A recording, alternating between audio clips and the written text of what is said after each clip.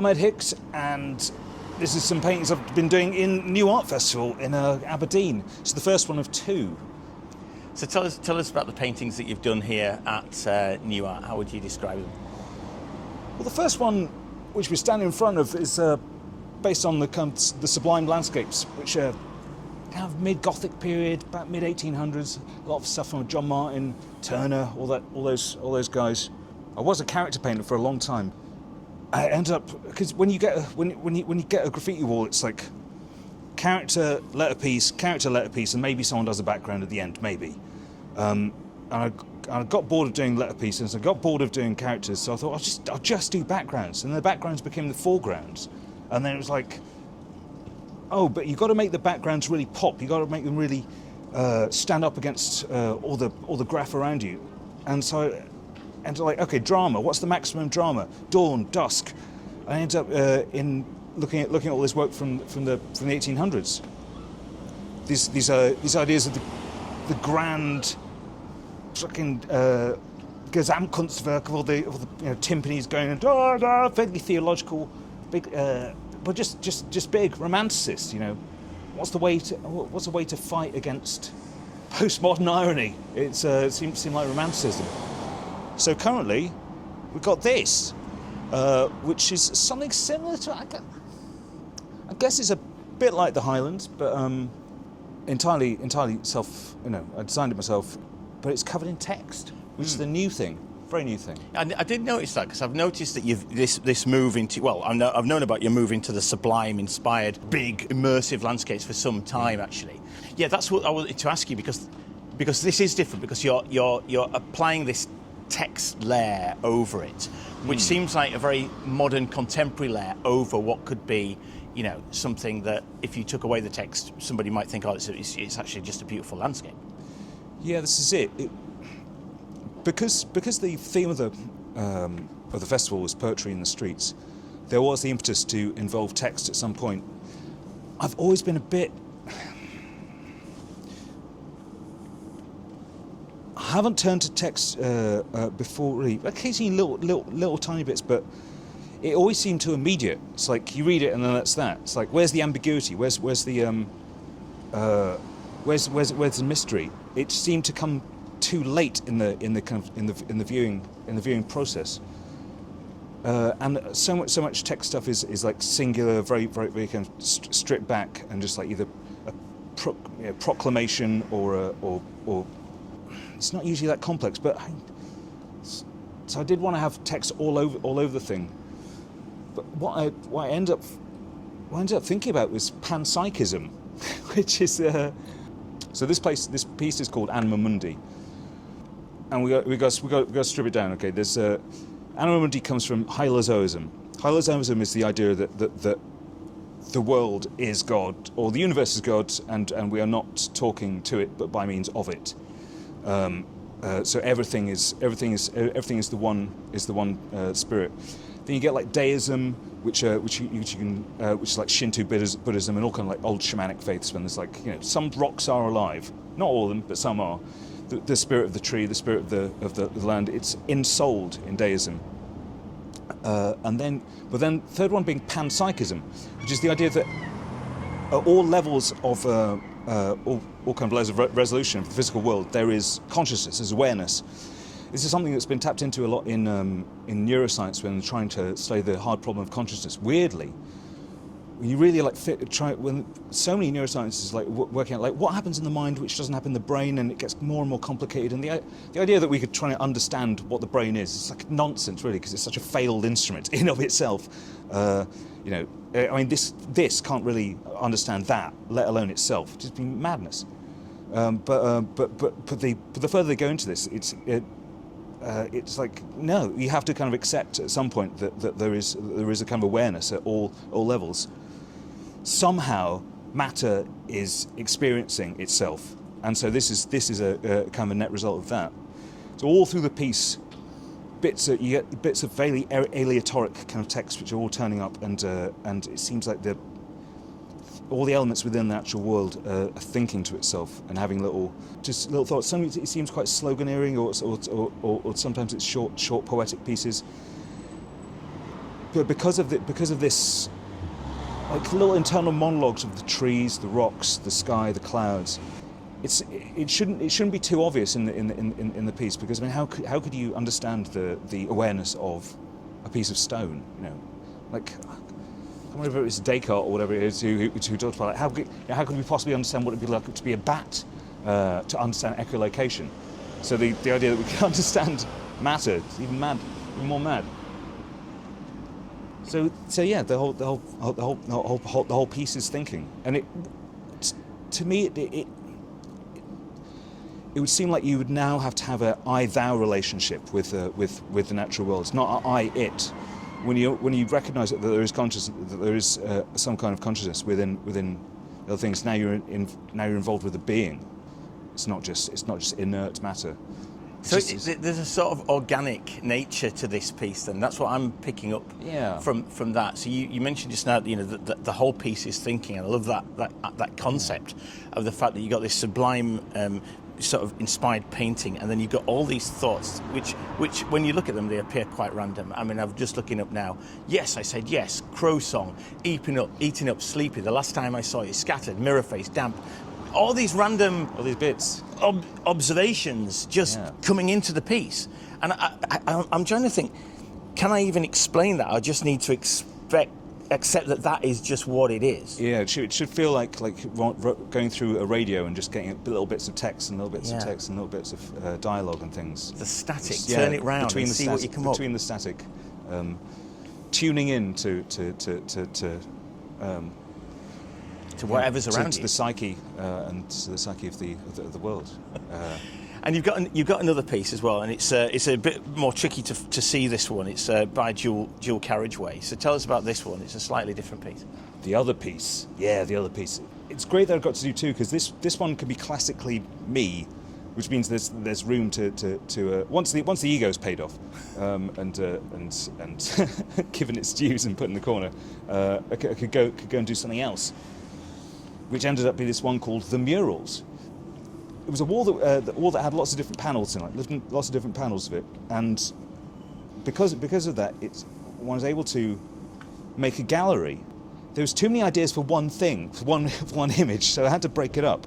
It's like, oh right, now either it's a triptych, or now it's almost like a collage of frames. But this one's a grid of all these 12 pieces, which have different descriptions on them of murals, which I've seen. It's a commentary on tropes. You know, in any folk art, we have to find tropes, because we all have to play the game. We have to play the same game. So you have to do the thing. You have to use the right dance moves, and everyone does the same. And you have to sacrifice self to the genre. And because of this, there are certain forms that people find themselves filling, like graffiti is. You know what graffiti is? It's this thing. Street art seems to have like created certain forms now, and muralism now has certain forms, certain recognisable tropes that a lot of people copy, or just the obvious kind of big hitter ideas. And the tragic thing is like there's a couple of descriptions in the piece of portraits, and it seems like, you know, it's difficult to not do portraits when you're at a mural festival and things, because that's the volume turned up to 11. That's what people want. People want to see faces. People want to see, oh, you did the eyes really well. That means it's good. And so it's very difficult to move away from that. But so the piece is just like, look, there's the thing. There. We've said it. We've done it. Oh, we've all done this. It's a checklist. Done. Well, that was how it's meant to be. So tropes, sort of common, sort of accepted tropes, if you like, that you might, you know, the comfortable type Stock of mural, moves. stock murals that you might see, and people will think, oh yes, it's very good. Oh, there's a good picture of a footballer. There's a good picture of a woman looking wistfully into the distance. Oh, it's a skull. I know what that is. Therefore, it's good. But at the same time, folks who aren't particularly interested in murals could see it and just go, oh, there's some ideas. Oh, I'm thinking about these different things, and puts the image in their minds of the things. Just descriptions, it's recipes. the strange part of it when I halfway through it, because it was meant to be just one colour background, but I couldn't help myself to end up doing like the type of paintings that I would normally do with these with all this lettering in front of it. So it ended up being like me, but wearing the face of other people's ideas, like just hiding behind the text, hiding behind the descriptions of these other things. Like, is this what you want? I am trying to fit in. Look, I am trying to fit in. There's a portrait of a thing. I like the idea that it could be like a bit of a pick and mix type thing. You know, you want to be a good muralist. You pick one of these options and present it. Yeah, generic bingo. Genre bingo. Like, get that. Yeah, you could take that card around to most mural festivals, and you'd probably tick off quite a few. Can I just go back to what you said right at the beginning? And you said you moved a little bit from sort of the more illustrative type character-based work to something, that is inspired more by the type of work that you'd see in the British Gallery. You know, for example. Can you talk me through that journey and help me explain how you moved along from that first type of work to what you're doing now? Yes. Sorry, do you mind if I smoke? No. Thank you. Rattly. How did it all come about?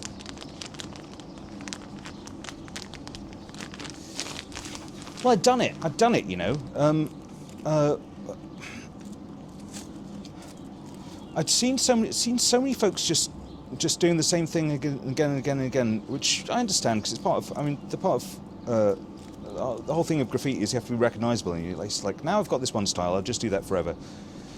And a lot of my stuff came from the kind of post-graffiti illustration, Sons and Daughters of Futura, Scrawl Collective, Pictoplasma when it came out in the early 2000s, and that idea of the character as tag, as letterpiece, very definable, it was character design.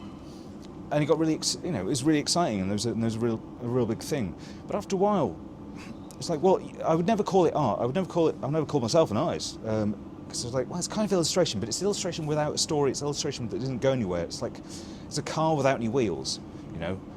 So you just go, oh, that's that. It's like, does it do anything? No, not really. But it is. But it's there. So it's quite well made. And it just wasn't doing anything. And like, I was changing myself, and I was like, it doesn't really reflect who I am now. And it was just all becoming so generic and so hollow. I had toys made of my characters. I won Secret Wars, kind of like the UK illustration battle thing. So it's not like it was going badly. I decided, oh, if I do dark and mysterious stuff, maybe people take me more seriously. No, you just don't get as much work. They didn't want it. Turns out it's not everyone's cup of tea, but that's fine. Is it quite hard for people to articulate, you think, that when you see the work that you're doing at the moment? Because I look at it, I think it's quite immersive. Right? You know, I think you could look at this stuff for a long time and just lose yourself in it. I hope so. John Martin, who's one of my big influences, he was laughed out of the Royal Academy because they thought he was a complete populist, which he was. But he used to take all of his huge apocalyptic paintings on tour around England and then around Europe. Millions and millions and millions of people saw these things, and they would set up. They were like Marvel blockbusters, and people would go, queue up and see these things. He made a lot of money out of mezzotints, and it was. And at some points, the people would, an audience would sit down and they'd be taken around the painting, be shown around the painting. So it's like, how much can you put in there? Can you tell the whole story? I've stripped a lot of stuff back, and he uses multiple vortexes, and he uses a lot of biblical scripture. But so I did want to have a little bit of kind of theology in it. It's kind of like what I'm seeing now, the one behind you, because there's sort of big hills, sort of lower hills. There's what could be a river valley, or there's a sort of building in there. There's a distance. There's all sorts of stuff that I could project my own thoughts onto, right? So you might have thought, well, yeah, that's what I was intending, or you might be thinking, oh, you're wrong, but actually that also works because it's your interpretation, right? And I can see that now, that you can actually also take a journey through this painting? There should be a progression. This is it. It's non-figurative. There's never people in it. Almost never. So you become the person within the work, and you have to. So I think often when you have works with people in it, it's like, oh, that's their story. That's their story. That's their story. Like, no, if you're making public art, then it's not about you. It's about the audience. It's about the people. What are you putting out into the world? Don't put pop art out into the world. Don't do that. That's mad. I would say it's completely immoral, personally. This is just capitalist realism. So I was like, well, what am I going to do? I'll go back to Romanticism, something that actually means something that is not ironic and it's like, oh, you're just doing pastiche. No, I'm not doing pastiche because I actually really mean it. I actually really mean it, and it is. I do take it very seriously. But you're right. The progression. They're often quite vignette-like, and there's a way out. Because you've got to put a bit of hope in there sometimes. But like the foreground is chaos, the middle ground is some kind of communication, and the background is some kind of resolution. You know, the light at the end of the tunnel, as Zizek says, could be an oncoming train, but at least something's happening. I've done pieces where I explained that to someone, and they were like, "Well, I don't see any hope in there." I thought, actually, it's not entirely my responsibility to put hope in there in the end analysis. Like here's the end. Here's the end. Is it the end? Is it the beginning? That's a moral choice. That's something. Which is what the dawn and dusk. You know, it started off with dawn and dusk, which is that very kind of stratified top to bottom kind of almost kind of Dante-ish idea of like a progression. It's a movement along the vertical, which is the spiritual path. You know, the horizontal being knowledge accumulation, science, etc., etc., etc. You could say the horizontal would be knowledge, and the vertical bit to be wisdom. So as you go along the horizontal, then you can go up an axis towards the vertical. So you're going through a journey, and you're learning more, basically. Yeah, there should be. It should be a theophany. It should be a breaking in of the sublime, of mystery, and just try and leave people with a question or two. You know, a packet full of that, because that's the work shouldn't contain its own interpretation.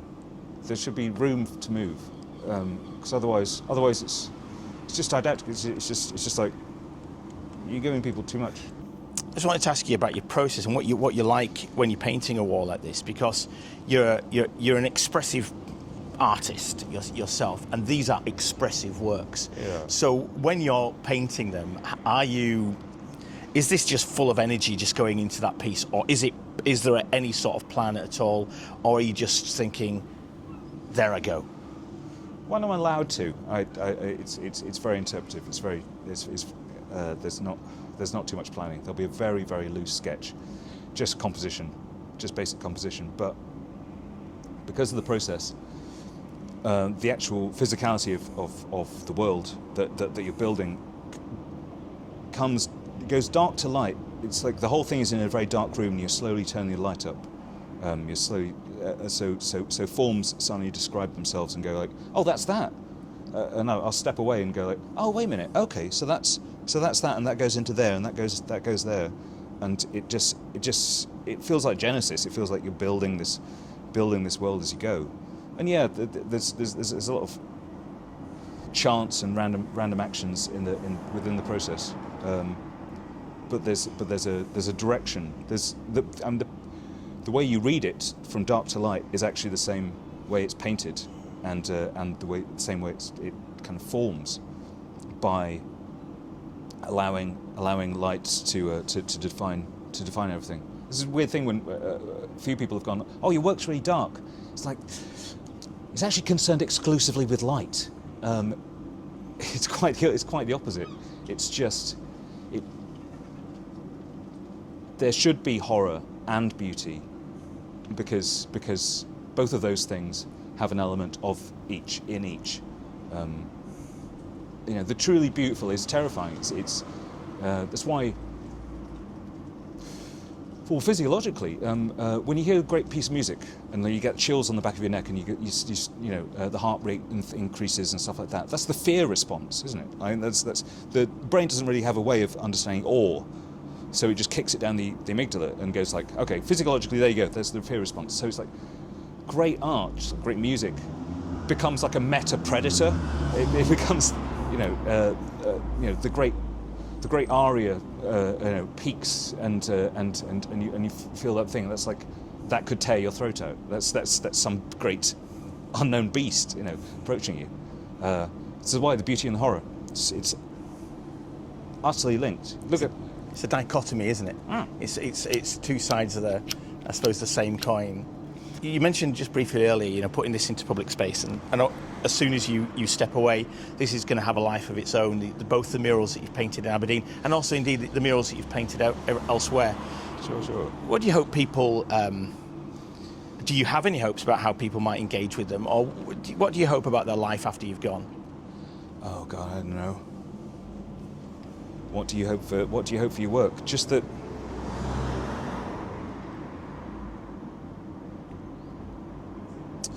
When I started doing this, I wasn't sure if it was going to work. It seemed like I was really hamstringing myself and like, oh, what's everyone not doing? I'll do that.